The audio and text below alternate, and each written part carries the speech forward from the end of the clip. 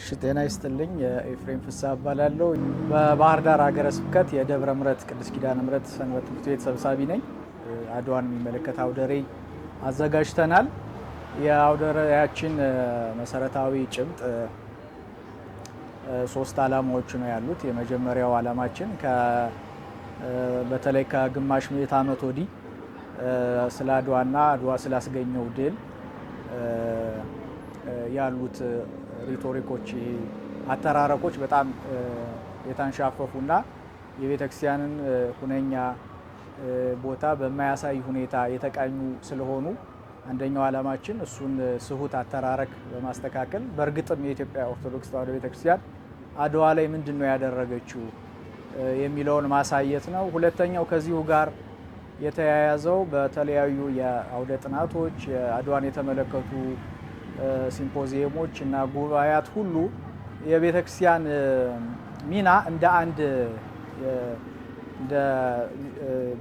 በጦርነቱ ላይ አስተዋጽኦ እንዳደረገ እንደ አንድ አካል ነው የምትታየው። ይሄ ማለት አድዋ ላይ ታቦት ተሸክሞ ከመውጣት ጋራ የተወሰኑ ሊቃውንትና ካህናትን ከጦሩ ጀርባ በማሰለፍ ለጦሩ የጦር ሞራል ከመሆን ጋር ብቻ በማገናኘት የሚተረከውን አተራረክ እሱንም የሆነ ቦታ ላይ መቀልበስና አተራረኩን ናሬቲቭን መቀየር ስለሚያስፈልግ ትክክለኛውን ቦታዋን እንድታገኝ ያለመ ነው። በሶስተኛው ከዚሁ ከዘመናዊው የኢትዮጵያ ታሪክ ጀምሮ በይበልጥ ደግሞ የአስኳላ ከአፄ ምኒልክ በኋላ ተጠናክሮ የቀጠለው የአስኳላ ትምህርት በእርግጥም ኢትዮጵያውያንን ከኢትዮጵያ የለየ የአስኳላ ትምህርት መንገድ ነው። በዛ የተነሳ የኢትዮጵያን ታሪክ አተራረኩ ብዙ ጊዜ ዩሮሴንትሪክ ነው። ከውጭ ወደ ውስጥ ነው ትኩረቱ የኢትዮጵያ ታሪክ አተራረክ እና እሱ ብዙ ምስቅልቅሎችን አምጥቷል እና ከረንትሊ የምንገኝበትም ሁኔታ አንዱ ፋክተር የታሪክ አተራረካችን ብልሽት ነው እና እሱን ለመቀልበስ የራሳችንን ከውስጥ ወደ ውጭ ወይም ይሄ ኢትዮሴንትሪክ የሚባለው አሁን በቅርቡ አንዳንድ ታላላቅ ሊቃውንት በመጻፋቸውም በንግግሮቻቸውም እየደፈሩት ያለው አንዱ ጉዳይ የኢትዮጵያን ታሪክ ከራሳችን መጀመር አለብን፣ ከኛ ወደ ውጭ ነው ታሪኩ መውጣት ያለበት እንጂ ከውጭ ወደ ውስጥ አይደለም የሚለውን ናሬቲቭ ለማገዝ ነው ሶስተኛው ዓላማ። እሱን የእሱ ተቀጥላ ነው። ከዛ ባሻገር አውደ ርዕያችን ወደ 5 ትዕይንቶች አሉት። ሶስቱ ትዕይንቶች አድዋ ላይ የተመለከቱ ናቸው። ቅድመ አድዋ ኢትዮጵያም በጣሊያንም በኩል የነበረው አሰላለፍ ምን ይመስላል፣ በፖለቲካ በኢኮኖሚ እና በማህበራዊ ስሪቱ ውቅሩ ምን ይመስል ነበር የሚለውን ይዳስሳል። ሁለተኛ ጊዜ አድዋ ነው። በአድዋ ላይ የሆነው ነገር በእርግጥ ምንድን ነው የሚለውን በኦርቶዶክሳዊነት አስተሳሰብ የተወከለው የኢትዮጵያ ሰራዊትና ዝግመተ ለውጣዊ ሳይንሳዊ እንግዲህ ሳይንሳዊ በሚባለው በዝግመተ ለውጥ አስተሳሰብ በኩል ተወክሎ የተደረገው ጦርነት ምን ውጤት አስገኘ፣ ጦርነት ውስጥ ምን ይመስላል፣ ሂደቱ ምን ይመስል ነበር የሚለውን የሚያሳይ ነው። ሁለተኛው። ሶስተኛው ድህረ አድዋ ኦርቶዶክሳዊነት አሸነፈ፣ ኢትዮጵያውያን አሸነፉ፣ ኢትዮጵያ አሸነፈች። ግን ይህ ኢምፕሊኬሽኑ ምን ነበረ፣ ከዛ በኋላ ምን ፈጠረ፣ ምን አይነት ያስተሳሰብ ለውጥ አመጣ የሚለውም አተራረኩ በጣም ዲስቶርት ተደርጓል እና ኦርቶዶክሳዊነት ተዘንግቷል። በቃ ከመቃብር ከምድር በታች ተቀብሯል፣ አይነሳም እና ሚናውን እሱን ማሳየት ነው። ለአፍሪካ ቀደም ብለውም ለጀመሩት የነጻነት ታጋዮች ምን አይነት ትምህርታዊ የሆነ መልእክት ነው ያስተላለፈው አድዋ የሚለውን ድህረ አድዋንም በደንብ እንቃኛለን። ከሱ ጋር የተያያዘው አራተኛ ትዕይንት የስዕል ትዕይንት ነው። የጦርነቶቹን ሁኔታዎች የሚያሳዩ በሰንበት ትምህርት ቤት ልጆቻችን የተሳሉና የፎቶም ትዕይንቶች አሉ። የመጨረሻው አምስተኛው ትዕይንት ከዚሁ ጋር የሚያያዘው የሰንበት ትምህርት ቤት የምስረታ ሂደት ነው። እሱ በጣም ብዙ ታሪክ ያለው ነው። እዚህ ላይ ልንገልጸው የምንችለው ነገር አይደለም፣ ግን በጣም ኮኔክት የሚያደርግ ነው። ያው ሰንበት ትምህርት ቤት ኢኒሺዬቲቭም የተወሰደው እንዲቋቋም የተደረገው አጌነስት ፕሮቴስታንቲዝም ካቶሊሲዝም ኢትዮጵያ ላይ ብዙ ስራ ሲሰራ የቆየው ካቶሊሲዝም በኋላም በደንብ ተጠናክሮ የቀጠለው ፕሮቴስታንቲዝም በጣም አገሪቱን ሊገለብጥ በሚችልበት ደረጃ ላይ ሲመጣ በርቀት የሄድን ጉዳይ ያስተዋሉና የኢትዮጵያን ዕጣ ፋንታ 20 ዓመት 30 ዓመት ቀደም ብሎ የተመለከቱ ብፁዕ ቅዱስ አቡነ ቴዎፍሎስ በመዋቅር ውስጥ ገብቶ በቃለ ዓዋዲ ውስጥ ተካቶ አንድ የቤተክርስቲያን መዋቅር እንዲሆን ያደረጉበትን ሂደት ከዛ ሰንበት ትምህርት ቤት በእርግጥ ለምንድን ነው የተቋቋመው፣ ለምን ዓላማ ነው የተቋቋመው የሚለውን በደንብ ማሳየት አለብን። ምክንያቱም ከረንትሊ ያለውን የሰንበት ትምህርት ቤት ቁመና ለመገምገም የተመሰረተበትን ማየት አስፈላጊ ስለሆነ ነው እና በሱ አስፈላጊነቶቹና አሁን ምን እያደረገ ነው የሚለው ግምገማ ያሳያል። ከዛ በእርግጥ ሰንበት ትምህርት ቤት ለቤተክርስቲያን ካፒታል ነው፣ አሴት ነው በእርግጥ ወይስ ዕዳ ነው የሚለውን ሁሉ ይገመግማል አውደ ርዕዩ። ከዚያ በኋላ ቀጣይ ወደ 6 የሚሆኑ የመውጫ የመፍትሄ መንገዶችንም ይጠቁማል። በጣም የተደከመበት አውደ ርዕይ ነው። እንግዲህ እግዚአብሔር ከፈቀደና እኛም ከበረታን በሚቀጥለው ዓመት ከማህበረ ቅዱሳንና ከመንግስት የቱሪዝም ከተማዊ ቱሪዝም አካል ጋር በጥምረት አድርገን ወደ ማዕከል መውሰዳችን የማይቀር ነገር ነው። እንግዲህ ተጀምሯል። አባታችን የመላከ ሕይወት ቆሞስ አባ ዘላለም ብርሃን በአውደ ርዕዩ ተገኝተው በቡራኪ አስጀምረውልናል። በኢትዮጵያ ኦርቶዶክስ ተዋሕዶ ቤተክርስቲያን የባህር ዳር ሀገረ ስብከት ደብረ ምሕረት ቅድስት ኪዳነ ምሕረት ዋና አስተዳዳሪ መላከ ሕይወት ቆሞስ አባ ዘላለም ብርሃን እንዲሁም የተከበራችሁ አይንተ እግዚአብሔር ካህናት እና የእግዚአብሔር ቤተሰቦች እንደምን ዋላችሁ? እንደምን እስከዚህ ሰዓት ቆያችሁ? አሚን ያያሉ የልዑል እግዚአብሔር ስሙ ከአጽናፈ ዓለም እስከ አጽናፈ ዓለም የተመሰገነ ይሁን። እንግዲህ በዚህ ክፍል ቅድመ አድዋን ከመግባታችን በፊት የአውደ ርዕዩን ዓላማ ለመመልከት እንሞክራለን። ይህንን አውደ ርዕይ ስናዘጋጅ እንግዲህ 3 ዋና ዋና ዓላማዎችን በማሰብ ነበረ። የመጀመሪያው ዓላማው ምንድነው? ለዘር ፖለቲካ ትክክለኛነት ወይም ፖለቲካል ኮሬክትነስ ሲባል የተደበቀውን አድዋ ያስከተለው ርዕዮተ ዓለም መነሻ የነበረችው ቤተክርስቲያንን ሚና ለመግለጥ ነው። በሁለተኛ ደረጃ ደግሞ ከዚህ ጋር በተያያዘ በማህበራዊ ሚዲያዎች፣ በመገናኛ ብዙሃን ሚዲያዎችና በታሪክ ተራኪዎች የምንሰማው የአድዋ ታሪክ ትክክለኛውን አተራረክ ሳይሆን የውጮችን አተራረክ ስለሆነ ትክክለኛውን የቤተክርስቲያን አተራረክ ለማሳየት ነው። በሶስተኛ ደረጃ ደግሞ የምንጠቀመው ወይም ደግሞ ያሰብነው ዓላማው ደግሞ ምንድነው ብለን በምናይበት ጊዜ ሶስተኛው ዓላማው የኢትዮጵያን ታሪክ ከውጭ ወደ ውስጥ ሳይሆን ከውስጥ ወደ ውጭ ለመመልከት ነው። ከውጭ ወደ ውስጥ ማለት ዩሮ ሴንተሪክ ቪው የምንለው ሲሆን እኛ የራሳችንን ታሪክ ውጮች ከተረኩልን በኋላ እኛ ራሳችን መልሰን የምናራግበው መሆን የለበትም። ከውስጥ ወደ ውጭ እኛ የራሳችን ታሪክ ራሳችን ተነስተን ከራሳችን መመንጨት አለበት የሚለውን ነገር ለማሳየት ነው። እንግዲህ በዚህ ክፍል 1 ቅድመ አድዋ ይሰኛል። ቅድመ አድዋ በተሰኘው ክፍላችን የምንመለከታቸው ነገሮች ከጦርነቱ በፊት ኢትዮጵያ ምን አይነት ሁኔታ ላይ ነበረች፣ ጣሊያንስ በተመሳሳይ ምን አይነት ሁኔታ ላይ ነበረች፣ ለጦርነቱ መነሻ ምክንያቶች ምን ነበሩ፣ ጦርነቱ በሚጀመርበት ጊዜ ወይም ደግሞ ከመጀመሩ በፊት ደግሞ የሆነ ሀገር ለመውረር የተደረገ ጦርነት ነው ወይስ ከጀርባው ሌላ ሴራ ነበረበት የሚለውን ነገር ለመመልከት እንሞክራለን። እንግዲህ የመጀመሪያውን ነገር ስንመለከት እዚህ ጋር በመጀመሪያ ኢትዮጵያን ከ1888 ዓመተ ምህረት በፊት የነበረችበትን ሁኔታ መመልከት ይቻላል። የተቀደሰ ስርዓተ መንግስትና ስርዓተ ማህበር በሚል የመጀመሪያውን እንመለከታለን። እንግዲህ ኢትዮጵያ እንደሌላው የዓለም ሀገራት ሁሉ አንድ ሀገር ለመባል ሊያሟላቸው የሚገቡ 4 ነገሮች ያሟላች ሀገር ናት። እነዚህም አንድ ሀገር ለመባል ህዝብ ያስፈልገዋል፣ ድንበር ወይም ክልል ያስፈልገዋል፣ መንግስት ያስፈልገዋል፣ ሉዓላዊነት ያስፈልገዋል። 4ቱንም ያሟላች ሀገር ነበረች። በዚህም ከዓለም ሀገራት ውስጥ አንዷ ነበረች። ኢትዮጵያ አንድ የዓለም ሀገር ነበረች ስንል አሁን የምናያትን ካርታ ላይ ብቻ አልነበረችም። አፍሪካ፣ ሰሜን አሜሪካና ደቡብ አሜሪካ የሷ ግዛት እንደነበሩ የተለያዩ የታሪክ ማስረጃዎችን ማየት ይቻላል። ከዚህ በተጨማሪ ከሰሜን አሜሪካ እስከ ህንድ ይዘረጋ የነበረ ረጅም የንግድ መስመር እንደነበራትም የተለያዩ የታሪክ ማሳያዎች ይነግሩናል። ከነዚህም ውስጥ ደግሞ አንዱ የአትላንቲክ ውቅያኖስ ከ20ኛው ክፍለ ዘመን መጀመሪያ ድረስ የኢትዮጵያ ውቅያኖስ ተብሎ መጠራቱ ኢትዮጵያ ሰፊ ግዛት እንደነበራት ከሚያሳዩን ሁኔታዎች ውስጥ አንዱ ነበረ።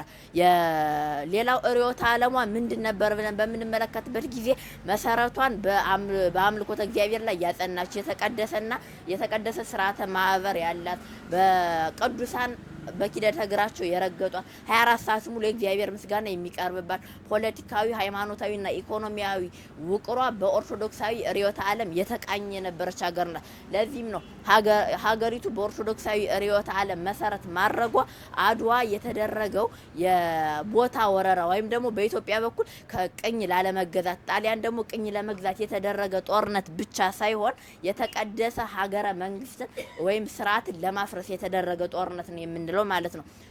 የኢትዮጵያን ፖለቲካዊ ኢኮኖሚያዊና የሌሎች ውቅሮቿን ወይም ላላይና ታህታዊ ውቅሮቿን ለመመልከት ደግሞ በሰባት ከፍለን ማየት እንችላለን። የመጀመሪያው ዘውዳዊ ስርዓተ መንግስቱ ምን ይመስል ነበር የሚለው እንመልከት። በመጀመሪያ ዘውድ ማለት የእግዚአብሔር መንግስት እንደራሴ ማለት ነው። ወይም እንደ ኢትዮጵያውያን አመለካከት መንፈሳዊ ቅዱስ ስርዓት ያለው ነው እንጂ በአውሮፓውያን አመለካከት መሰረት ዘር ማለት የፖለቲካ ስልጣን የበላይነት መቆጣጠር ማለት ሳይሆን የእግዚአብሔር መንግስት እንደራሴ መሆን ማለት ነው እና ይህ ዘውዳዊ ስርዓትን ስንመለከተው መንፈሳዊና መለኮታዊ መሰረት ያለው ቅዱስ ስርዓት ሲሆን በዚህ ምክንያት ህዝቡም ሆነ ከህዝቡ አብራክ የሚገኘው ንጉሱ ራሳቸው እንደ እግዚአብሔር አገልጋይ አድርገው የሚቆጥሩበት ነው። ማለትም ንጉሱ የእግዚአብሔር አገልጋይ፣ እረኛ፣ መጋቢ፣ የቃል ኪዳን ጠባቂ፣ ፍትህ አስጠባቂ የሚሆንበት ስርዓት ነው የነበረው። ህዝቡም ደግሞ በተመሳሳይ ንጉሱን በቤተ ክርስቲያን ተቀብቶ እንደመሾሙ በእግዚአብሔር እንደመሾሙ ምክንያት እንደ መንፈሳዊ እረኛቸው ይቆጥሩት እንደነበረ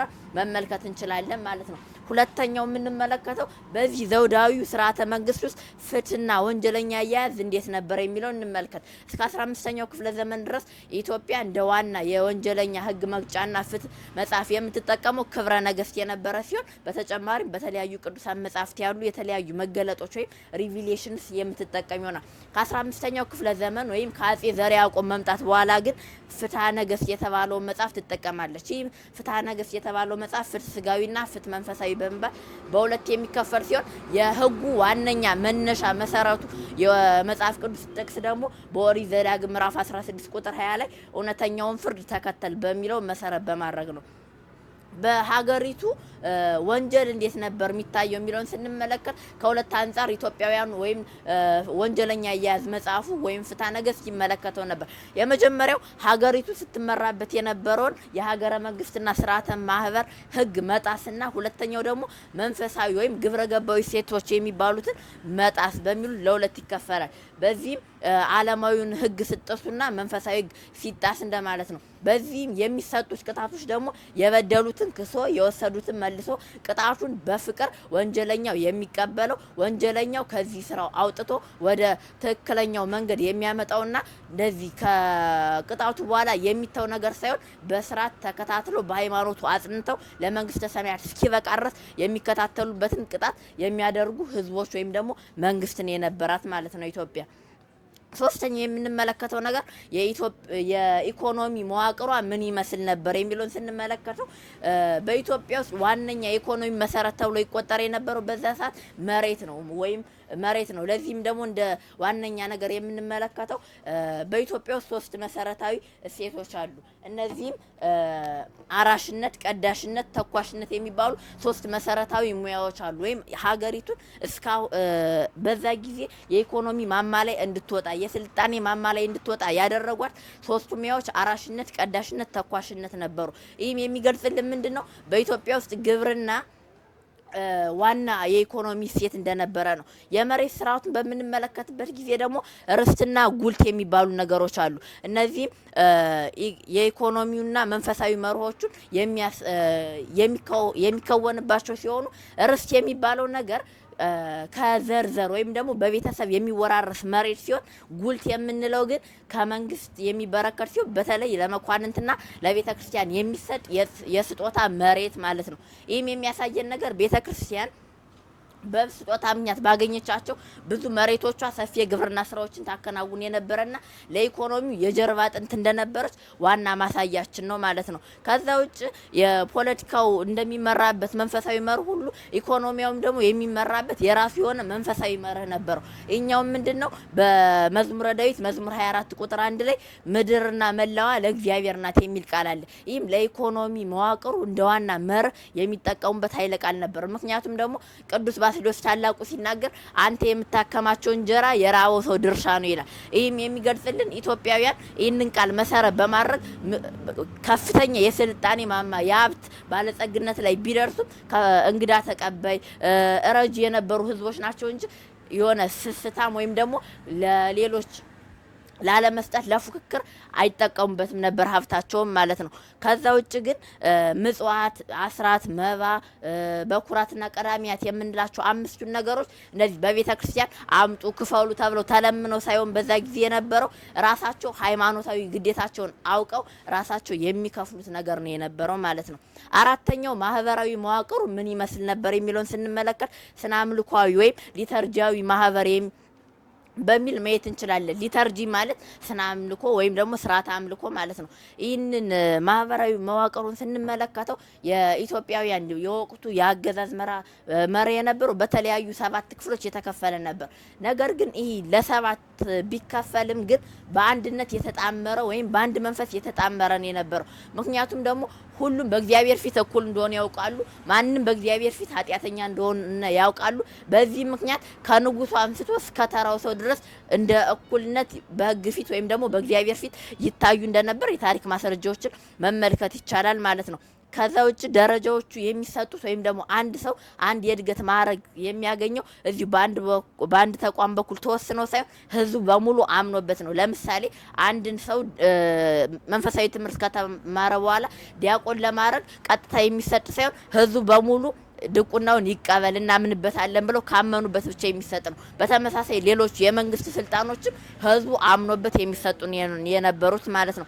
ደረጃዎቹን በምንመለከትበት ጊዜ እንደ ጠቅላላ ከሙያ አንጻር ከላይ ንጉሱ አለ፣ በሁለተኛ ደረጃ መኳንንት አሉ፣ ሶስተኛ ካህናት አሉ፣ አራተኛ ወታደሮች፣ አምስተኛ ገበሬዎች፣ ስድስተኛ ሙያተኞች፣ ሰባተኛ ደግሞ በሌሎች ሙያ ላይ የተሰማሩ ሰዎች በማለት መክፈል እንችላለን። ከዚህ ውጭ በቤተ ክርስቲያናችን ደግሞ ከታች ከአናጉንስጢስ አንስቶ እስከ ላይ እስከ ፓትርያርኩ ድረስ የሚሄድ የስልጣን ማዕረግ ነበረ ማለት ነው። ሌላኛው በኪነ ጥበብ ዘርፉም ቢሆን ደግሞ ሊቀ መኳስ የተሰኘ ማዕረግ እንደነበረ የታሪክ ማስረጃዎች ያሳዩናል። ሌላው እነዚህ ማዕረጎች እንግዲህ ቅድም እንዳልኳችሁ በአንድነት ውስጥ መሆናቸው ወይም ደግሞ ሁሉም አንድ ሃይማኖት መከተላቸው ምንም ቢከፋፈሉ ሁሉም ታዛዡ ነው እንዲሰሩ ያደረገ ነው። አምስተኛው የምንመለከተው መንግስቱና ህዝቡ ምን አይነት ግንኙነት ነበራቸው የሚለውን ስንመለከት እንደ ሌሎች የአውሮፓ ሀገራት ወይም የዓለም ሀገራት ሰው ተሰብስቦ መርጦ ከዛ በውል ተፈራርመው የሚገቡበት ሳይሆን መለኮታዊ ቃል ኪዳን የነበረው ነው። ይህ የመንግስቱና የህዝቡ ግንኙነት ማለት ነው። የመንግስቱና የህዝቡ ግንኙነት ነገረ መለኮታዊ ለመሆኑ ማስረጃም ደግሞ ንጉሱ ራሱን የሚቆጥረው እንደ ኦርቶዶክሳዊ ወሰን ተከላካይ ፍትርት አስጠባቂና የመለኮታዊ ቃል ኪዳኑ ባለቤት አድርጎ ሲቆጥር፣ ህዝቡም ደግሞ ታማኝ ንጉሱ ሲያጠፋ ደግሞ የሚናገሩ ሆኖ መቆጠራቸው መለኮታዊ ቃል ኪዳን እንጂ ውል እንዳልነበረ ግንኙነታቸው ያስረዳል ማለት ነው። ለዚህም ደግሞ ህዝቡ መኳንንቱ ንጉሱ ምናልባት ቢያጠፋ ወይም አመፀኛ ቢሆን የመናገር የመቃወም የማስተካከል መብት እንደነበራቸው ታሪክ ያስረዳናል። ለምሳሌ አጼ ሱሲኒዮስ ካቶሊክ እቀበላለሁ ባሉበት ጊዜ የነ ቅድስት ወለተ ጴጥሮስን ታሪክ በምንመለከትበት ጊዜ እሳቸው መቃወማቸው ህዝቡ ንጉሱን አመፀኛ በሚሆንበት ጊዜ የማስተካከል መብት እንደነበረው ከሚያሳዩን ታሪኮች ውስጥ አንዱ ነው። እንግዲህ ማህበራዊውን፣ ኢኮኖሚያዊን፣ ፖለቲካዊ እና ግንኙነታቸውን ተመለከተን። አሁን ነጻነት የሚለው ቃል ለኢትዮጵያውያን ምን ማለት ነው ወይም ደግሞ ለኦርቶዶክሳውያን ምን አይነት ብያኔ ወይም ምን አይነት ትርጉም አለው የሚለውን ስንመለከት አውሮፓውያን ነጻነት የሚለውን ቃል ሲተረጉሙት ከምንም ነገር ነጻ መሆን ወይም ደግሞ ማንኛውም ነገር የማያዘን እንደፈለግን የምንሆንበት ነውር የሚባል ነገር እንደሌለ አድርገው ከፍተኛ የሆነ ሊበራሊዝም የሚለውን ነገር የሚጠቅሱበት ነው። ብልሹ ያልሆነ የሆነ ስርዓትን መከላከል፣ ፈቃዱን ከእግዚአብሔር ጋር ማድረግ፣ ከፍቶታት እኩያት ጋር መላቀቅ ወይም ደግሞ ፍትወታት እኩያትን ማሸነፍ እንደ ኦርቶዶክሳውያን ነጻነት ተደርጎ ይቆጠር ነበረ ማለት ነው።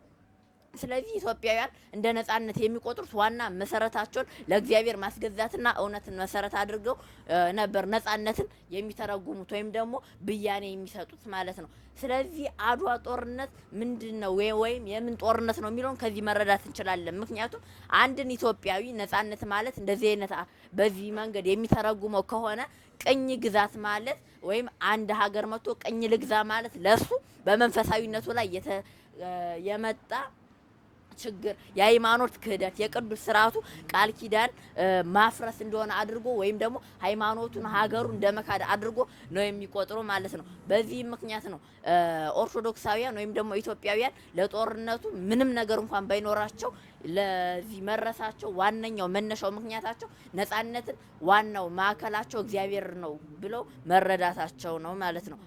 ከዛ ውጭ ሌላኛው ነገር ደግሞ አጼ ምኒልክ ጦርነቱን በሚቀሰቅሱበት ወይም ደግሞ ለጦርነቱ ህዝቡን ሰራዊቱን በሚያዘጋጁበት ጊዜ ይጠቀሙባቸው የነበሩት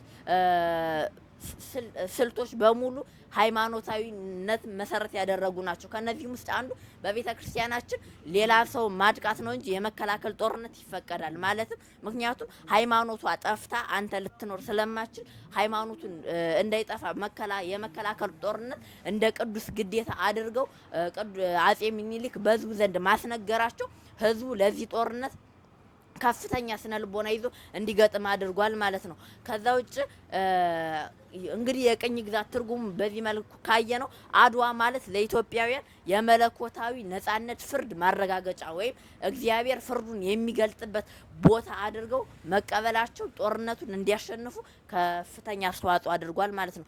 ኢትዮጵያ ላይ የመጨረሻ የምንመለከተው ንጉሱ ሰራዊቱና ህዝቡ ከስነ ልቦናዊ ውቅሩ ከየት መጣ ወይም እንዴት ተሰራ የሚለውን ስንመለከተው ይህ ስነ ልቦናው የሚሰራው ገና በትዳር ጊዜ ነው። ምን ጊዜም በወቅቱ ባልና ሚስት በሚጋቡበት ጊዜ በተክሊል ነው። አብዛኞቹ ምናልባት የተወሰነ ካለ በቁርባን ነው። ከዛ በኋላ ልጁ በሚወለድበት ጊዜ ደግሞ በበዓላት፣ በአጽዋማት፣ በሰንበት እና በወር አበባ ቀናት ሩካቤ እንደማይደረግ ስለሚያውቁ ከነዚህ ቀናት ውጭ ልጁ ይጸነሳል። ከዛ ከተወለደ በኋላ የተወሰነ እድሜ 1-3 ዓመት ሲሆነው የእህል ስጦ መጠበቅ ይጀምራል። ይህም የእህል ስጦ መጠበቁ ሀገር መጠበቅን ከልጅነቱ እንዲለማመዱ ያደርጋል። ከዛ በኋላ የእህል ስጦ በመጠበቅ ካደገ በኋላ ደግሞ እረኝነት ይጀምራል። ቤተሰቦቹን ከብቶች፣ በጎች፣ ፍየሎች በመጠበቅ ደግሞ በተመሳሳይ የእረኝነት ወይም ደግሞ ሀገርን የመጠበቅ ተግባሩን ያዳብራል ማለት ነው። ከዛ በኋላ ለቤተ ክርስቲያን ትምህርት ይሰጣል። 7 ዓመት ሲሞላው በወቅቱ ዓለማዊ ትምህርት የሚሰጥ የነበረው ወይም የሙያ ትምህርቶች ይሰጡ የነበረው በቤተ ክርስቲያን በመሆኑ ለቤተ ክርስቲያን ይሰጣል። በቤተ ክርስቲያን በሚማርበት ጊዜ ዓለማዊና መንፈሳዊ ትምህርቶችን ያጠናቅቃል። በዛው ላይ አብሮ ያስተዳደግ ስነ ልቦናል፣ የቅዱሳን ሕይወትን፣ የሰማዕታትን ተጋድሎ እየተማረ ያድጋል ማለት ነው። ከዛ ውጭ በሰለሞንና በሲራክ መጻሕፍት አእምሮን በፍልስፍና እያዳበረ ምግባሩን እየቀረጸ ያድጋል። ከዛ በኋላ በደንብ ወደ ወጣትነቱ ሲገባ ቤተሰብ መምራት ይጀምራል። በስተመጨረሻ ሀገር ለመጠበቅ የሚሆነውን ስነ ልቦና ያገኛል ማለት ነው። እንግዲህ ልጆቹ ወይም ደግሞ ከልጅነታቸው አንስተው በጦርነት ውስጥ ወይም ደግሞ በመከራ ውስጥ ማደጋቸው ለወደፊት ለሚመጣባቸው መከራ መቀበል ልምምድ እንዲያደርጉ ከዛ ውጭ ደግሞ ከፍተኛ ትዕግስት ኑሯቸው እንዲያድጉ ወይም ደግሞ ከፍተኛ ትዕግስት እንዲለማመዱ ያደርጋል ማለት ነው። እንግዲህ ከ1888 ዓመተ ምህረት በፊት የኢትዮጵያ ወቅታዊ ሁኔታ ይህንን ይመስል ነበር። በመቀጠል ደግሞ የጣሊያንን ሁኔታ እንመለከታለን። ጣሊያን 1888 ዓመተ ምህረት በፊት በአብዛኛው ሮማ በሚባለው ስያሜዋ የምትታወቅ ነበረች። እንግዲህ ታሪካችን በምንተርክበት ጊዜ ቀደም እንዳልኳችሁ ከውጭ ወደ ውስጥ በመተረካችን ምክንያት አድዋን ስንተርከው የህዝቡ ወይም ደግሞ ስለ ሰራዊቱ በደንብ አንናገር። ምክንያቱም እነሱ የተረኩልን ነገር ምንድነው? ህብረት ያለው ግን በአግባቡ ያልታጠቀ የጥቁር ቅኝ ግዛት ሀሳብን ለመቃወም ከሊቅ እስከ ደቂቅ ድረስ የቤተ ክርስቲያኑን የቅዱስ ጊዮርጊስን ታቦት ተሸክሞ የወጣ ጦር ወይም ደግሞ የዘመተ ሰራዊት ነው። ትክክለኛው ትርጉሙ ግን ይህ ሰራዊቱ ምን ትቶ ነው የመጣው? ዝም ብሎ ሀገሩን መከላከል ብቻ ነው ወይ የመጣው ሳይሆን ትክክለኛው ትርጉም ምንድነው? ለመሞት ደፍሮ ስንቁን በአህያ አመሉን በጉያ ይዞ በቆላና በደጋ ከዘራው ውጭ ሌላ ምንም አይነት ነገር ወይም ደግሞ የረባ ጦርና ጎራዴ ያልነበረው ወንድሙ ሲወድቅ ከሱ ጦር መሳሪያ አንስቶ የሱ መሳሪያ እስኪወድቅ ወይም የሱ ህይወት እስክታልፍ ድረስ ሊዋጋ የመጣ በባዶ እግሩ ብዙ ሺህ ኪሎ ሜትሮችን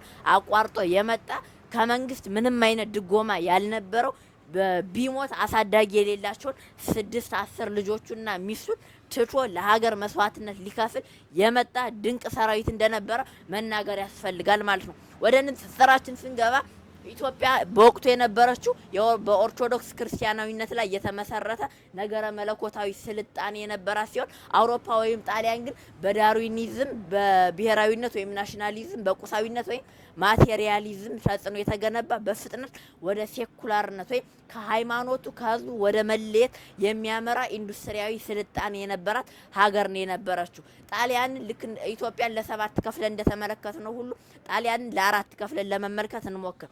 የመጀመሪያ የፖለቲካ ስርዓቷን ስንመለከት በ1896 ዓመተ ምህረት ጀምሮ አብዛኞቹ የአውሮፓ ሀገራት በአዲስ ርዕዮተ ዓለምን እየተኩን የነበሩት። ይህም አዲስ ርዕዮተ ዓለም ምንድነው? ብሔራዊነት ሲደመር ማህበራዊ ዳርዊኒዝም ወይም ናሽናሊዝም ፕላስ ሶሻል ዳርዊኒዝም የተሰኘ ነበር። ይህንን ብሔራዊነት ሲደመር ማህበራዊ ዳርዊኒዝም የተሰኘው ጽንሰ ሀሳብ በዋነኝነት ሴኩላር ብሔራዊነት ወይም ሴኩላር ናሽናሊዝም፣ ሳይንሳዊ ቁሳዊነት ወይም ደግሞ ማቴሪያላይዜሽን፣ የነገድ ጽንሰ ንድፈ ሀሳብ ወይም ደግሞ ሬሲያል ሄራርቺ ኦርደር እና ኢምፔሪያል ኦርደር ኢምፔሪያል ውድድር ወይም ኢምፔሪያላይዜሽን ኮምፒቲሽን የተሰኙ ነገሮችን የያዘ ነበረ።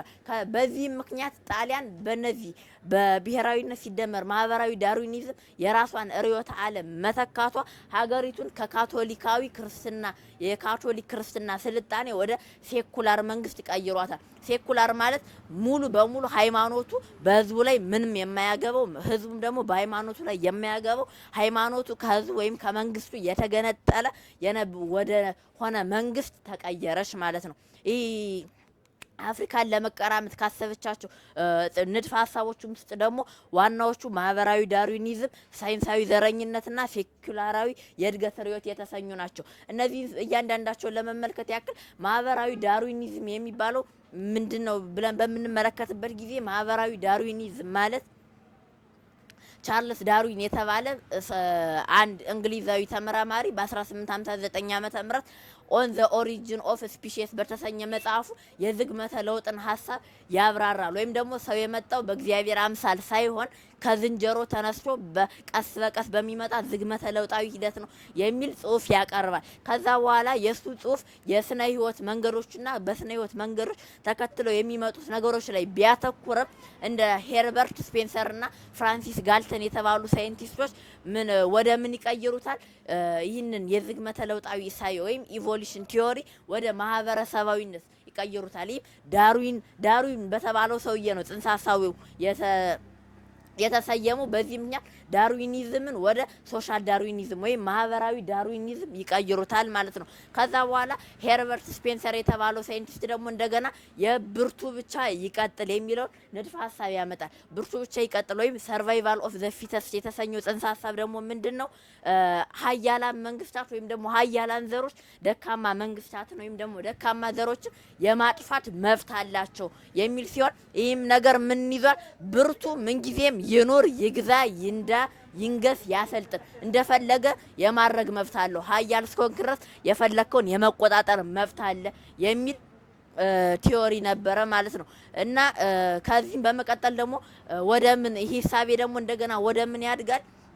ተፈጥሮ ወይም የተፈጥሮ አላማ እነዚህን ደካማ ዘሮችን ወይም ደካማ መንግስታትን ማጥፋት ነው ወደሚል የግዴታ ሀሳብ ይቀየራል ማለት ነው። ከዛ በኋላ የመጀመሪያው ይሄ ማህበራዊ ዳርዊኒዝምን ለይተን ስንመለከተው 3 ዋና ዋና ጽንሰ ሀሳቦችን ይዛል። የመጀመሪያው የሰው ዘሮች በብዙ የተከፋፈሉ ናቸው ይላል። ይህም የሰው ዘሮች በብዙ የተከፋፈሉ ናቸው ሲል ነጭ፣ ጥቁር ወይም ደግሞ ሌሎች ዘሮች በሙሉ የተለያዩ ናቸው ነው እንጂ አንድ አይነት ሰው አይደሉም የሚል እሳቤል የያዘ ጽንሰ ሀሳብ ነው የነበረው። ሁለተኛው ደግሞ ብርቱና የተሻለው ወይም የተመረጠው ይቀጥላል የሚል ነው። ይህም ደግሞ ምን ማለት ነው? የተሻለው ይቀጥላል ሲል ነጭ ምንጊዜም የዝግመተ ለውጣዊ ሂደቱን የጨረሰ ሙሉ ሰው የሆነ እንደፈለገ የመግዛት እንደፈለገ የመናገር እንደፈለገ የማሰቃየት መብት ያለው ሲሆን ጥቁር ግን ዝግመተ ለውጣዊነቱን ያልጨረሰ ገና እንስሳ የሆነ ኋላ ቀር ሰው ነው ወይም ደግሞ ገና ወደ ሰውነት ያልተሸጋገረ እንስሳ መሰል ፍጡር ነው የሚል እሳቤን የነበረው። ሌላኛው ሶስተኛው ደግሞ የማህበራዊ ዳርዊኒዝም እሳቤው ምንድነው? ትግል የእድገት ህላዌ ነው ወይም ደግሞ ትግል የህልውና ጉዳይ ነው የሚል ነው። ትግል የህልውና ጉዳይ ነው ሲል ደግሞ ምንጊዜም ቅድም ብርቱ ብቻ ይቀጥል ወይም ሰርቫይቫል ኦፍ ዘ ፊተስት እንዳልኳችሁ ከፍተኛ አቅም ያለው እያሸነፈ ይቀጥላል። ዝቅተኛ አቅም ያለው ደግሞ እየሞተ እየጠፋ ይቀጥላል። በዚህም ምክንያት ምን የሚል ሳቤ ላይ ደረሱ? የተፈጥሮ ጥረት ደካማ ዘሮችን ማጥፋት ነው በሚል ደካማ ናቸው ወይም ደግሞ ገና እንስሳ ናቸው ብለው የሚያስቡት እኛ አፍሪካውያንን ለማጥፋት ወይም ለመቀራመት ሀሳብ ያመጣሉ ማለት ነው። ሌላኛው አፍሪካውያን ለመቀራመት ያሰቡት ሀሳብ ሳይንሳዊ ዘረኝነት ወይም ሳይንቲፊክ ሬሲዝም የተሰኘ ሲሆን እኛውም ደግሞ ባጭሩ ነጭ ማለት ወይም አውሮፓውያን ማለት ልዑል ነን፣ የሰለጠነት የፈለግነውን የመግዛት መብት አለን ነው። አፍሪካውያን ወይም ደግሞ አንድ ጥቁር ማለት ግን ዝግመተ ለውጡን ገና ያልጨረሰ ገና እንስሳ የሆነ መሰልጠን ያለበት ሙሉ ሰው ያልሆነ ኋላ ቀር ፍጥረት ነው ማለት ነው። ሶስተኛው ቲዮሪ ደግሞ ሴኩላራዊ የእድገት ርዕዮት የተሰኘው ሲሆን ይህም ደግሞ ከ18ኛው ክፍለ ዘመን ከዘመነ አብርሆት ወይም ኢንላይትመንት መፈንዳት በኋላ የተከሰተ ርዕዮት ሲሆን የዚህም ሀሳቡ ምንድነው? የመጀመሪያው መለኮታዊ ህላዌን መካድና በአመክንዮ መተካት። ምንጊዜም በዚህ ቲዮሪ መሰረት ሃይማኖት ከመንግስት የተገነጠለ ነው። ሃይማኖት የሚባል ነገር የለም፣ በምንም ነገር ላይ ማመን የሚባል ነገር የለም የሚል ቲዮሪ የሚያመጣ ሲሆን ይሄም መለኮታዊ ህላዌን ወይም ደግሞ የእግዚአብሔር ህልውናን የሚክድ ማንኛውም ነገር በአመክንዮ ወይም ደግሞ በምርምር መረጋገጥ አለበት። በምርምር እስካልተረጋገጠ ድረስ ትክክለኛ ነው ተብሎ ሊታመን አይችልም ወደሚል ጽንሰ ሀሳብ የተወሰደ ነው። ሁለተኛው ሳይንስን ከነገረ መለኮት ማብለጥ፣ እውነትነቱን ማኮስመን። ሁለተኛው ሀሳባቸው ደግሞ ምንድነው? ሃይማኖት የሚባል ነገር የለም ብለው አንድያውን ከማስተዋዋቸው በፊት ሃይማኖት ከሳይንስ ያነሰ ነገር ነው፣ በሳይንሳዊ የምርምር ሂደቶች ሊረጋገጥ አይችልም የሚል ነገር ማምጣት ጀመሩ። ከዛ እውነታውን ማኮስመን ጀመሩ ማለት ነው። ሌላኛው ነገር ሃይማኖት የለም ብለው ከካዱ በኋላ ደግሞ በራስ ብቻ መተማመንን ማጉላት። ይህ ማለት ምን ማለት ነው? ሃይማኖትን ከካዱ በኋላ እግዚአብሔር የለም የሚለውን ነገር ፈጠሩት ወይም ደግሞ እግዚአብሔር የለም ብለው ህዝቡን አሳመኑት። በዚህ ምክንያት እግዚአብሔር ከሌለ ከሚታየው ተፈጥሯዊ ነገር ውጭ ምንም አይነት አዲስ ወይም ደግሞ ገዥ አካል የለም በማለት በራስ ብቻ ተማመን፣ ራስን ነጻ ታወጣለህ በሚለው ብርቱ ብቻ ይቀጥል የሚለው ንድፈ ሀሳብ በዚሁ ለማስገባት ሞከሩ ማለት ነው። በመጨረሻም ቲዮሪ ዋና ሀሳብ ምንድነው? ሃይማኖትን ከአመክንዮ የተፋታ ማስመሰልና ማድረግ ነው። ይሄኛው ሃይማኖትን ሙሉ በሙሉ ከማጥፋታቸው በፊት ሃይማኖት ጭፍን እምነትን ነው እንጂ ሊረጋገጥ የማይችል ምንም አይነት ምክንያታዊነት የሌለው ነው ብለው ህዝቡን ለማሳመን ሞክረዋል። እንዲሁ አርገውታልም ማለት ነው። ከዛ ቀጣይ የምንመለከተው የኢኮኖሚያዊ መዋቅሩን እንመልከቱ። የጣሊያን ኢኮኖሚያዊ መዋቅር ስንመለከት እንደ አብዛኛው የአውሮፓ ሀገራት ሁሉ በአራት ፖሊሲዎች የሚመራ ነው። ወይም የአውሮፓ ኢኮኖሚ ኢንዱስትሪያል ካፒታሊዝም ሲሰኝ አራት ዋና ዋና ፖሊሲዎች ነበሩ። የመጀመሪያው የኢንዱስትሪ ልማት ወይም ኢንዱስትሪያላይዜሽን የምንለው፣ ሁለተኛው የፋብሪካ ምርት ወይም ፋክተሪ ፕሮዳክሽን፣ ሶስተኛው የካፒታል ማከማቸት ወይም ካፒታል አኪሙሌሽንና ሀብት ወይም ሪሶርስ ማመንጨት ወይም ደግሞ ሪሶርስ ኤክስትራክሽን የሚባሉ አራት ፖሊሲዎችን መሰረት ያደረገ ነበረ እና እነዚህ አውሮፓውያን አፍሪካውያን ለመቀራመት ዋናው ሀሳባቸው አንዱ ምንድነው? እንደዚህ በኢኮኖሚ መዋቅራቸው ላይ አውሮፓ ላይ ጥሬ እቃዎች አይገኙም ወይም ደግሞ የግብርና ምርቶችና የመሳሰሉት ነገሮች በአውሮፓ በበቂ ሁኔታ አለመገኘታቸውን ተከትሎ ከአፍሪካ ጥሬ እቃ ወይም ሮ ማቴሪያል ለማግኘት ገበያ ወይም ማርኬት ለመፍጠር የንግድ መስመር ወይም ደግሞ ስትራቴጂክ ሮት ለመቀየስ አፍሪካን መቀራመት እንደ ግዴታ ቆጥረውታል ማለት ነው። ከዛ ሶስተኛው ሐሳብ ደግሞ ዝግመተ ለውጣዊ ሃይማኖቱ እንዴት መጣ የሚለውን እንመልከት። በይህ ዝግመተ ለውጣዊ ሃይማኖት ወይም ደግሞ ሂደቱ የሚነሳው በመጀመሪያ ከካቶሊካዊነት ነው። ካቶሊካዊነት ላይ በ1817 ወይም በ1517 ወይም በ16ኛው መቶ ክፍለ ዘመን ማርቲን ሉተር መነሳቱን ተከትሎ ካቶሊክ በአውሮፓ ላይ የነበራትን ተጽዕኖ ፈጣሪነት በግማሽ የቀነሰ ሁኔታ ተፈጥሮባታል። ከዚህም ፕሮቴስታንትነት ግማሹን የካቶሊክነት ተገንጥሎ በመውጣቱ ምክንያት የካቶሊክ ተጽዕኖ እየቀነሰ ይመጣል። የቁልቁሎት ጉዞ የቀጠለው የፕሮቴስታንት መከፋፈል ደግሞ በ17ኛው ክፍለ ዘመን ምንን ያመጣል? ሴኩላሪዝም የተሰኘውን ያመጣል። ይህም ሴኩላሪዝም የተሰኘው ነገር ደግሞ የተፈጠረው ሳይንሳዊ አሳቢዎች ነን በሚሉት ነው። እነዚህም ሳይንሳዊ አሳቢዎች ወይም ቲንከር ነን ብለው የሚያስቡት ሰዎች ለእንደነ ጋሊሊዮ ጋሊሊ፣ አይዛክ ኒውተን፣ ዴካርት የተሰኙት ሰዎች ምንም ነገር ላይ አለማመን ወይም ደግሞ በምንም ነገር አለማመን እና ተጠራጣሪነት ወይም አንሰርቴኒቲ የሚባሉትን ነገሮች በህዝቡ ላይ ህዝቡ እንዲያምን ያደርጋሉ ማለት ነው።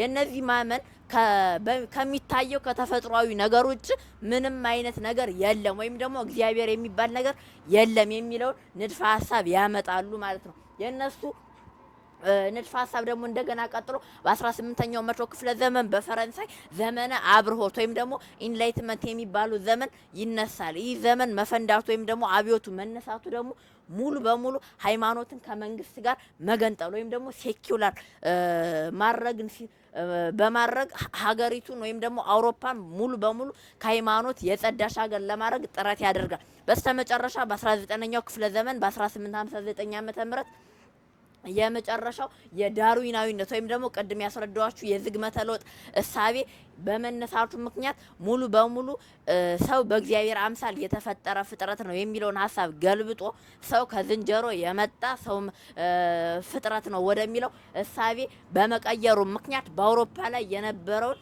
የክርስትና አስተምሮ በሙሉ ነቅሎ አውጥቶ የዝግመተ ለውጣዊ እሳቤን በአውሮፓ ላይ መትከል ችሏል ማለት ነው። በዚህም ምክንያት የዳርዊናዊነት ወይም ደግሞ የዝግመተ ለውጥ ሀሳብ ሌላ ምን የሚል ንድፈ ሀሳብ ይጨምራል? እነዚህ የግብረገብ ሰናያት ወይም ደግሞ የግብረገብ ተግባራት የምንላቸው እነዚህ ፍቅር፣ ትህትና፣ ምግባራት የምንላቸው ሌሎች የመሳሰሉት የመንፈስ ፍሬዎች በሙሉ በዝግመተ ለውጥ የመጡ ናቸው ነው እንጂ እውነትነት በዝግመተ ለውጥ የመጡ እንጂ እውነትነት ያላቸው አይደሉም። ወይም ደግሞ ከእግዚአብሔር የተሰጡ በተፈጥሮ ያሉ የመንፈስ ፍሬዎች ሳይሆኑ ልክ እንደ ሰው ሁሉ በዝግመተ ለውጣዊነት ሂደት ያደጉ ናቸው ወደሚል ንድፈ ሀሳብ ይመጣሉ። በስተመጨረሻ ኒቼ የተባለው ፈላስፋ ደግሞ አምላክ ሙቷል ከሚል ድፍረት በመነሳት በአውሮፓ ላይ የነበረውን ክርስትና ሙሉ በሙሉ ያጠፋዋል ማለት ነው። አራተኛው እና የመጨረሻው የምንመለከተው ጣሊያን ለይተን ስንመለከታት እዚህ ጋር ከጣሊያን እንደሚታወቀው የሮም ካቶሊክ ዋና መቀመጫ ናት። እስከ 1861 ድረስ በዚህ መቀመጫዋ በመቀጠሏ ምክንያት የሀገረ መንግስቱ ልክ እንደ ኢትዮጵያ ሁሉ ይተዳደር የነበረው በካቶሊክ ክርስትና ነበር። ነገር ግን 1861 ላይ አሁን ያልናቸው እንዳለ ንድፈ ሀሳቦች በመነሳታቸው ምክንያት አዲሷ ጣሊያን ተብላ የነበረውን የካቶሊክ መንግስትን በማውደም ወይም ደግሞ የካቶሊክ መንግስትን በመገንጠል የራሷን የሆነች እንደገና በሴኩላር የሆነች ከሃይማኖት የተለየች መንግስት ታዋቅራለች። ይህ ከሃይማኖት የተለየው መንግስት የቀድሞ ከክርስትና በፊት በነ ዲዮቅልጥያኖስ በነ ጁሊየስ ቄሳር የነበረችውን ያንን የጣሊያንን ክብርና ዝና የሚፈልግ የድሮን የጣዖት አምላኪነቱ ለመመለስ የሚጥር መንግስት ነበረች እና ከዚህም በመነሳት አንድ ለአፍሪካውያን ለመቀራመት ካሰቡት 7 ሀገራት ውስጥ አንዷ መሆን ችላለች ወይም ደግሞ አንዱ ሀሳብ ካቀረቡት 7ቱ ሀገራት ውስጥ አንዷ ሆናለች ማለት ነው። የአፍሪካን ቅርምት ስንመለከተው ከ1880 እስከ 1914 ባሉ ዘመናት ውስጥ ነው ይህ የአፍሪካ መቀራመት የሚባለው ነገር የተቆጣጠሩ። እነዚህ አፍሪካን ለመቀራመት ያሰቡት ሀገራት 7 ናቸው። እነሱ እንግሊዝ ወይም ብሪታንያ፣ ፈረንሳይ፣ ጀርመን፣ ጣሊያን፣ ስፔን፣ ፖርቹጋል እና ቤልጂየም ናቸው። እነዚህ ሀገራት በአውሮፓ ላይ ቅድም ያልናቸውን ጥሬ እቃዎችን ማጣታቸውን ተከትሎ ከአፍሪካውያን ለማግኘትና አፍሪካውያንን ደግሞ ከዘር ያነሱ ወይም ደግሞ ገና እንስሳ ናቸው ብለው ስለሚያስቡ እናሰልጥናችሁ በሚል እሳቤ አፍሪካን ለመቀራመት አፍሪካውያን በማያውቁት ሁኔታ በ1884 እስከ 1885 በበርሊን ኮንፈረንስ ላይ አፍሪካውያንን ለመቀራመት እጣ ያወጣሉ። በዚህም የደረሷቸውን ሀገሮች ተከፋፍሎ እስከ 1914 ድረስ ሙሉ በሙሉ ከኢትዮጵያና ላይቤሪያ ውጭ ሙሉ የአፍሪካ ሀገራት መቆጣጠር ቻሉ። በዚህ መሰረት በእጣው መሰረት ብሪታንያ 14 ሀገራትን፣ ፈረንሳይ 7 ሀገራትን፣ ጀርመን 4 ሀገራትን፣ ፖርቹጋል፣ ስፔንና ጣሊያን 3 ሀገራትን ሲቆጣጠሩ ቤልጂየም ደግሞ ሰፊውን የኮንጎ ምድር አንድ ግዛትን መቆጣጠር ችላ ነበረ። ከዛም በስተመጨረሻ የውጫሌውን ስምምነት እንመልከት። የውጫሌው ስምምነት የመጣበት ምክንያት ምንድነው? ጣሊያን በእጣው የደረሳት አራት ሀገራት ናቸው። 3ቱን ሀገራት ተቆጣጠረችና አንዷ ኢትዮጵያ ናት። ኢትዮጵያ ላይ ግን እንደ ሌሎቹ ሀገራት ዝም ብላ በጦርነት መታ ወይም የምታሸንፋት ሀገር እንዳልሆነች ወይም ደግሞ በስልጣኔ ላይ ያለች ሀገር እንደሆነች ስለምታውቅ ማንም አውሮፓዊ ሀገር የአፍሪካን ሀገራት እንደ ሉዓላዊ መንግስት ቆጥሮ የሚወራቸው አልነበረም። ጣሊያን ግን በሉዓላዊ መንግስት ሰበብ ለመቆጣጠር አጼ ምኒልክን በ20 አንቀጾች አስፈርመው ቅኝ ግዛት ለማስገዛት የውጫሌ ስምምነትን አርቅቀው ያመጡታል ማለት ነው። የውጫሌ ስምምነት የተባለው ባለ 20 አንቀጹ ህግ ወይም ደግሞ ስምምነት አብዛኛው ወደ የጣሊያንን የበላይነት የሚያሳይ እንጂ የኢትዮጵያና የጣሊያን ወዳጅነት የሚያሳይ አልነበረ። ጣሊያናውያን አጼ ምኒልክን ለማሳመን የሞከሩበት ምክንያት ደግሞ በወቅቱ አጼ ምኒልክ ስልጣናቸው የተረጋጋ አልነበረም። ገና ወደ ስልጣን የወጡ አጼ ዮሐንስ ሙተው እሳቸው ወደ ስልጣን የወጡበት ሰዓት ስለነበር በወቅቱ ብዙ ተቀናቃኞች ነበሯቸውና ስልጣናቸው ስላረጋ ጣሊያኖች ምን ይላሉ?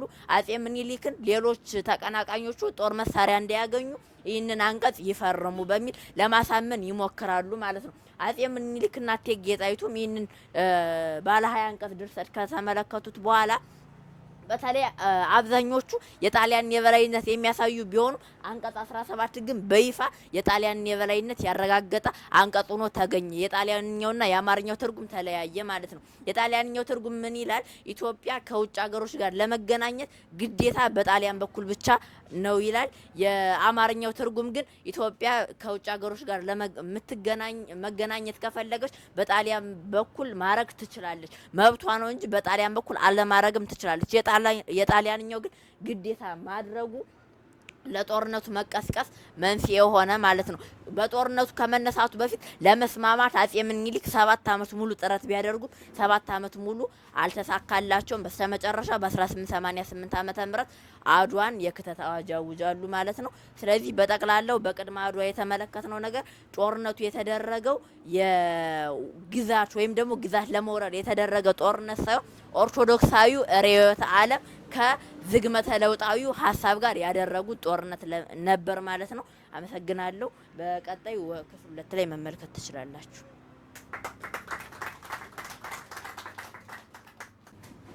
ይሄ በጊዜ አድዋ የተከናወነውን በ1888 ዓመተ ምህረት የተከናወነውን ኩነት ነው የምንናገረው። እንግዲህ ሁለት ጉዳዮች ነው ያሉት። ሁለት ጉዳዮች እዚያኛው ክፍል ላይ ሲገለጽ እንደነበረው የመጀመሪያው ይሄ ቻርልስ ዳርዊን የሚባል ግለሰብ ያፈለቀውን አስተሳሰብ እና የኢትዮጵያውያን ኦርቶዶክሳውያን ደግሞ የስነሰብ አመለካከታቸው ነው አነጻጽረን እዚያ በኋላ ጦርነቱ ሲጀመር እዚያ ምን እንደተፈጠረ ነው የምናየው። በዚህ ከፍለን እናያቸዋለን ማለት ነው። ይህ ግለሰብ እንግዲህ የአውሮፓዊ ግለሰብ የእሱ አስተሳሰብ ሲጸነስ ምንድን ነው ሰው ከአንድ ዘር የመጣ ቢሆንም በተፈጥሮ ግን ልዩነት አለው የሚል ሳቢ ነው።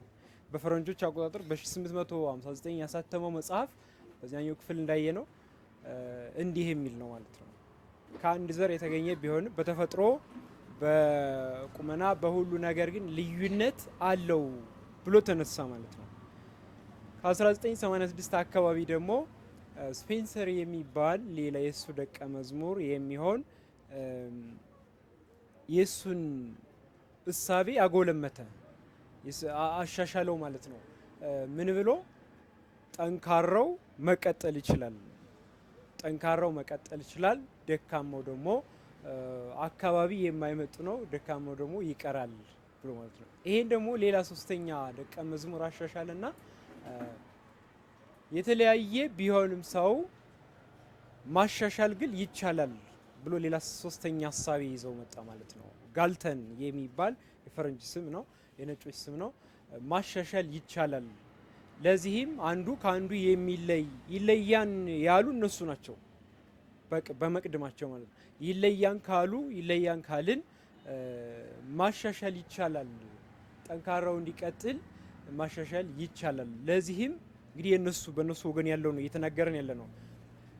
የምናሻሽለው ከሆነ ጠንካሮች በተለይም ደግሞ በአፍሪካ ጥቁሮችን እኛ መግዛት፣ መምራት፣ ማስተዳደር የተፈጥሮ ግዴታችን ነው አሉ።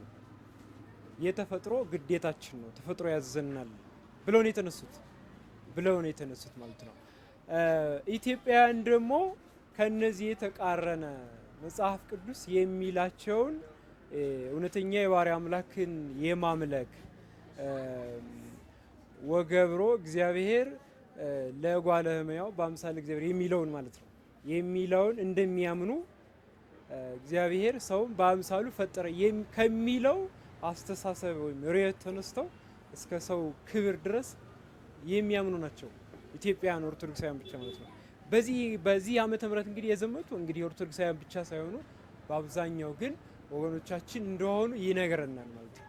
ሁሉም ፍጥረት አንዱ ልዑል አንዱ ታናሽ የሚሆን የለም የሚል እሳቤ ነው የነበረ እሳቤ ማለት ነው። አሁን ሁለቱ አንድ አይደለም። እነዚህኞቹ ወገኖች አውሮፓ የሚባሉት ምስራቃውያን ሰው ነጭ ትልቅ ነው የሚሉት። ሰው ነጭ ትልቅ ነው፣ ጥቁር ደግሞ መለስተኛ ትንሽ ማንነት ያለው ነው። ስለዚህ እኛ ወደ እነሱ ምድር ሄደን ልናስተዳድረው ይገባናል የሚል እሳቤ ነው የነበራቸው ማለት ነው። አሰላለፋቸውን በተመለከትን ጊዜ በጣሊያን በኩል የነበረው አሰላለፍ የመጀመሪያው እነዚህ አራቱ ናቸው። አራቱ ማለት ነው የዘር ግምት ይዘው ነው የመጡት እነሱ።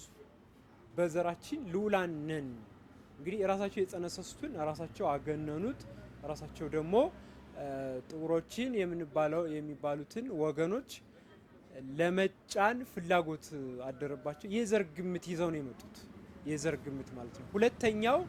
ሁለተኛው በትዕቢት ነው። ትዕቢታቸው እንግዲህ በቴክኖሎጂ በዋናነት በቴክኖሎጂ በመሳሪያ ነው።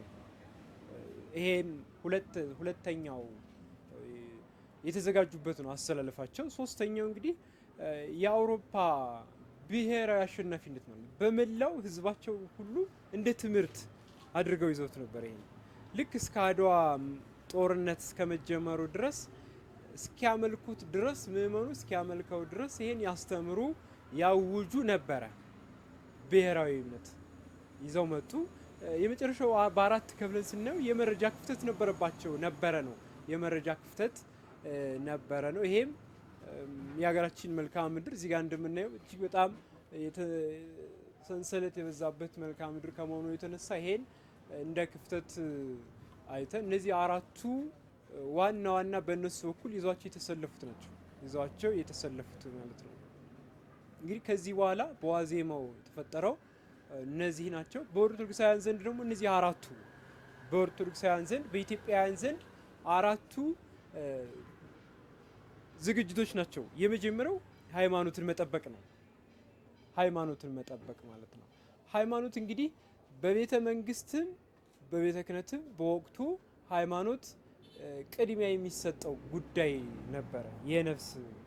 የነፍስም የስጋም ጉዳይ ነበረ። ሃይማኖትን የማስጠበቅ የንጉሱን ደብዳቤ ያየን እንደሆነ እኮ ለልጅህ ለሚስትህ ስለ ሃይማኖትህ ብለህ፣ ይህ ደብዳቤ የእሳቸው ደብዳቤ ነው።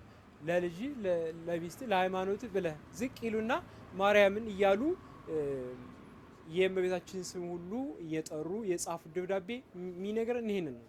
ኢትዮጵያውያን ስለ ሃይማኖታቸው ብለው የገጠሙት እንደሆነ ማለት ነው። ስለ ሃይማኖታቸው ብለው ማለት ነው። ሁለተኛ የእግዚአብሔር ቃል ኪዳናዊ የዘውድ ማስጠበቅ ነው። እንግዲህ እንደሚታወቀው ከብዙ ዓመታት በፊት ያቆመው የኢትዮጵያ የቤተ መንግስት ስርዓት ሰለሞናዊ እንደሆነ የታወቀ ነው። ከዚያም ዳግማዊ ሚኒሊክ ይዘው ቆይተው ያቆመ እንደሆነ የታወቀ ነው። ንጉሳዊ የሆነውን ስርዓት የስነ መንግስት ለማስቀጠል ሲባል ማለት ነው። ንጉሳዊ የሆነውን ስነ መንግስት የቅድስት ሀገር ኢትዮጵያ ምድር ለመከላከል ነው። እንግዲህ ምድሯም ህዝቦቿም ኢትዮጵያ ታበጽሕ እደዊሃ በእግዚአብሔር የሚለውን ጠቅሰን ህዝቦቿን የሚጠቅስ ቢሆንም ነገር ግን ለሀገሪቱ ቅድስት የሚል ቅጽል አባቶቻችን ሊቃውንት እስከሚሰጡት ድረስ ለምድሯ ልጅ ለተቀደሰች ምድር ሲሉ ኢትዮጵያውያን ኦርቶዶክሳውያን እንደተሰለፉ ነው። የመጨረሻው የስነ አምልኮ እና የኦርቶዶክሳዊ ባህልን ለማስቀጠል ማለት ነው። የሀገራችን ምዕመናን የሚያስተዳድሩት የሚገለገሉበት ባህሉ በሙሉ ማለት ይቻላል ከኦርቶዶክስ ሃይማኖት የተቀዳ ነው። ይሄን ለማስቀጠል ማለት ነው። ኦርቶዶክሳውያን የጸሎት ስርዓታችን አንድ የሆነ የጸሎት ስርዓት፣ አንድ የሆነ የስነ አምልኮ ስርዓት፣ አንድ የሆነ የጸሎት የጾም ስርዓት፣ ይሄ ጥምቀቱ ሁሉ ሃይማኖታዊ ስርዓቱ ይቋረጣል ማለት ነው። እነሱ ከያዙት ማለት ነው ይቋረጣል። እነዚህን መከታ አድርገው ኢትዮጵያውያን ሰልፍ አደረጉ ማለት ነው። ከዚህ ከመንፈሳዊ ዝግጅት በተጨማሪ በወቅቱ የነበሩ ንጉስ ከንግስቲቱ ጋር ማለት ነው ከንግስቲቱ ጋር ከፍተኛ የሆነ ዝግጅት አድርገዋል። ከፍተኛ የሆነ ዝግጅት ማለት ነው። ንግስቲቱ ሳትቀር ወገቧን ታጥቃ በታክሻዋ ላይ ድንጋይ ይዛ ዝቅ ብላ እንግዲህ ዳዊትን ሁሉ አነበበች ይችላል መጽሐፍ።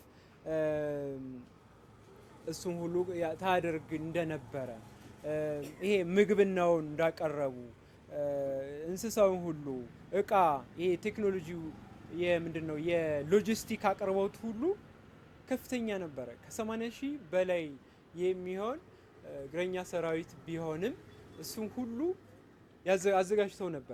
አዘጋጅተው ነበረ።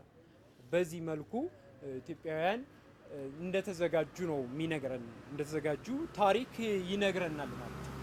ከዚህ በኋላ እንግዲህ ጦርነቱ ተጀመረ ነው። የጦርነቱ መጀመር ስንናገር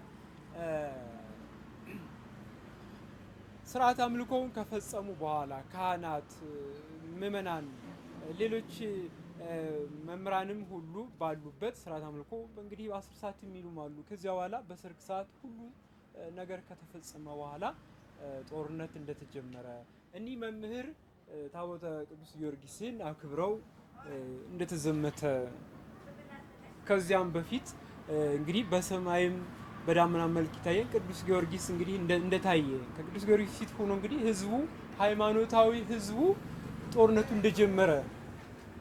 ተጀመረ ነው። እንግዲህ በዚያ በአጭር ሰዓታት ውስጥ ጦርነት ተጀመረ። ብዙ ነፍስም ጠፋ ይላል መጽሐፍ። ብዙ ነፍሳትም ወደቁ። ከዚህ በኋላ ንግስቲቱም ንጉሱም የሚቻለው ሁሉ በአራቱም ማዕዘን መኳንንቱን አሰልፈው ጦርነቱ ተጀመረ። እንግዲህ ድል እንደተቀዳጁ እኛ ትልቅ ህዝቦች ነን፣ ታናሹን ህዝብ ልናስተዳድረው ልንገዛው ይገባን የሚለው ሀሳቢያቸው እንደወደቀ እንደሞተ ነው ማለት ነው። ሶስት አበይት ውጤቶችን መመልከት እንችላለን በፖለቲካ። የመጀመሪያው በፖለቲካ ኢትዮጵያ ሀገራችን ከማንም ሀገር በላይ ነፃነቷን ማስከበሯ ማለት ነው። ነፃነቷን ማስከበሯ በፖለቲካ ዘርፍ ይሄ ትልቅ ባለውለታ አድርጓታል ማለት ነው። ትልቅ ባለውለታ አድርጓታል። ሌላ የመጡት እነኞቹ ወገኖች መንግስታቸው ወድቋል።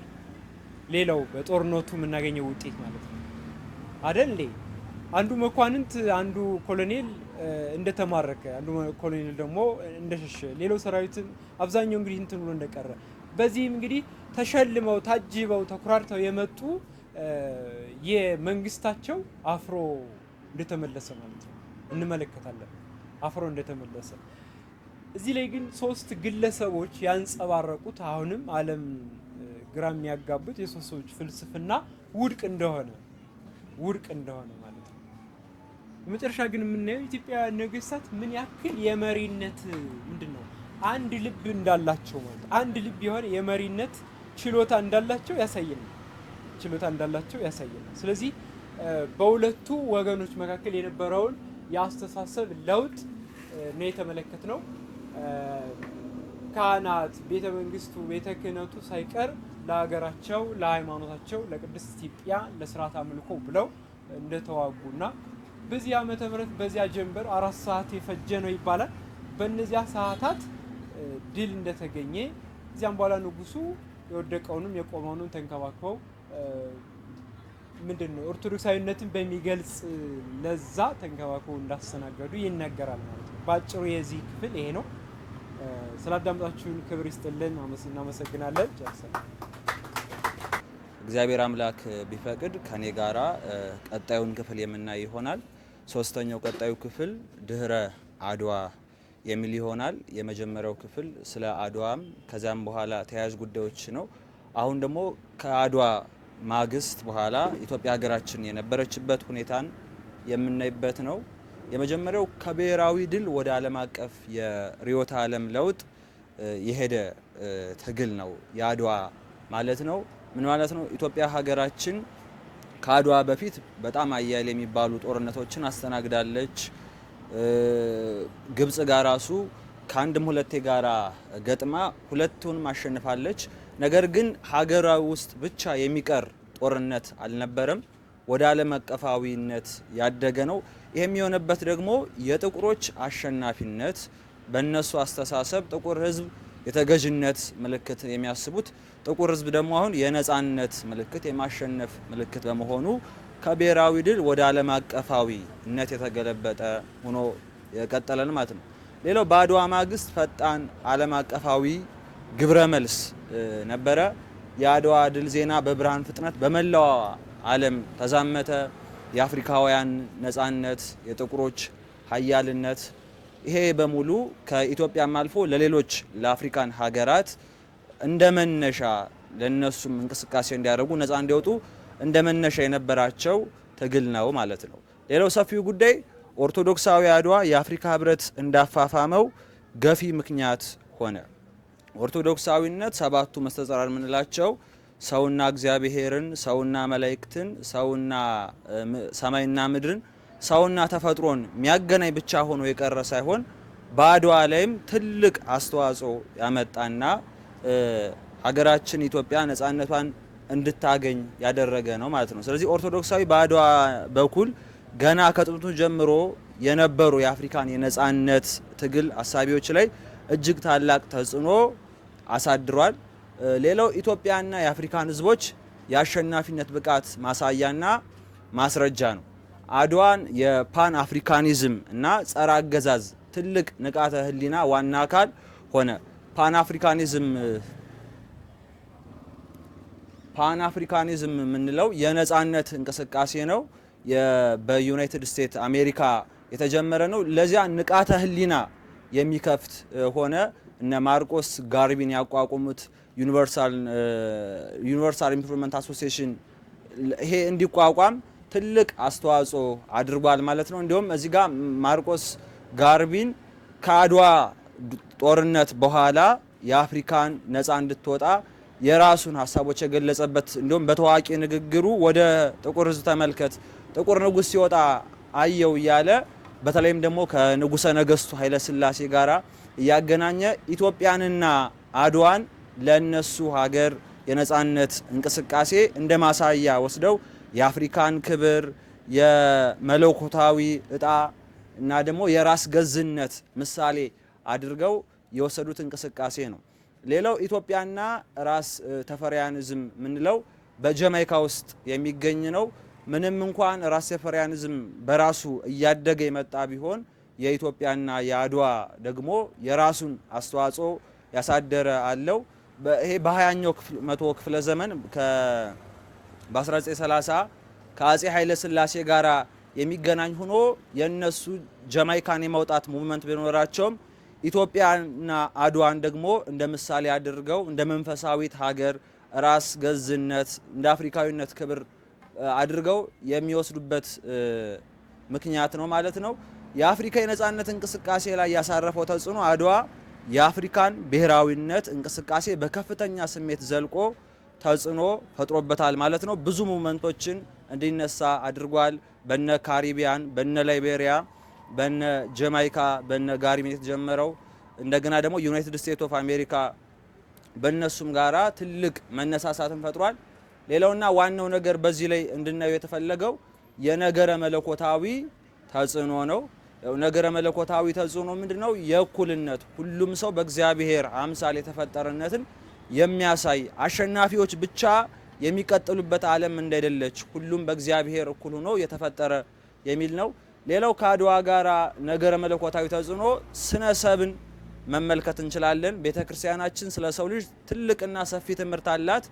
አባቶቻችን ግን የነገረ መለኮት ሊቅ የነበሩበት ምንም እንኳን ጠላት ቢያሸንፉ ተሸናፊው ጠላት ቢሆንም የሞተው ሰው ነውና በሀገሪቱ ላይ ደስታ ጭፈራ እንዳይደረግ የነበረበት ትልቅ የነገረ መለኮት ተጽዕኖ የምናይበት ነው። የመጨረሻው ኢትዮጵያ በዓለም አቀፍ ደረጃ የጥቁር ሕዝብን ህሊና ንቃተ ህሊና አንቅተዋለች ማለት እንችላለን ማለት ነው። ጥቁር ሕዝብ ሁሌ ተገዢ እንደ ባሪያ ይታይ የነበረውን አሁን ኢትዮጵያ በማሸነፍ ይህንን ፈርቀዳጁና ለሌሎችም የአፍሪካ ሀገራት ምሳሌ ሆናለች ማለት ነው እና ኢትዮጵያ ያመጣችው ድል ያፈረሰችው የነጮችን ትርክት ወይም ደግሞ የዳሪዩዝን ማመለካከት የመጀመሪያው ከአውሮፓ ሁለንተናዊ ጥገኝነት ገለልተኛ የሆነ ራስ ቻይ ቅዱስ ዘውዳዊ ስርዓት መኖሩን አሳይታለች። ሌላው ደግሞ ምዕራባዊ ያልሆነ ክርስቲያናዊ ስልጣኔ መኖሩን እንደሚቻል፣ ሶስተኛ ደግሞ የሰው ልጅ